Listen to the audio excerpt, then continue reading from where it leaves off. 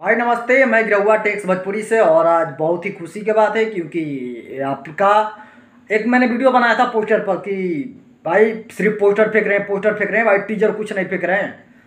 लगभग मैंने 3-4 गाना का देखा और फाइनली हमारी बात को सुना गया। दिल से धन्यवाद।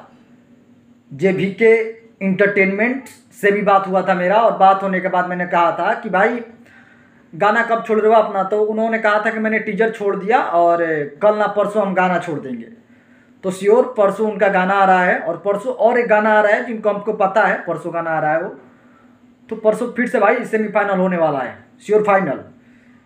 तो वो गाना के का लेबू हो गाना का नाम था। हाँ समझ गए समझ गए। अब तुम लोग का बात समझ गया मैं।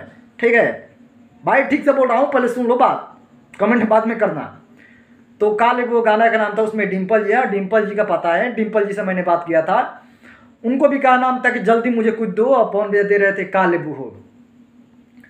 एक आदमी को भाई पेड़ पौधा लगा कर दिए जिसमें लौका बैगन टमाटर, इनमें इनको कुछ और देंगे मुझे पूरा विश्वास है। लेकिन वाकई में गाना बहुत बेटर होगा। आज एक और टीजर आया शाम का, इनका टीजर आ गया का लेबू हो। तो देखते हैं कि भाई गाना कैसा होता है। ठीक है, अभी कई गाना है आना बाकी है, और कई टकराएंगे ऐसे ऐसे गाना।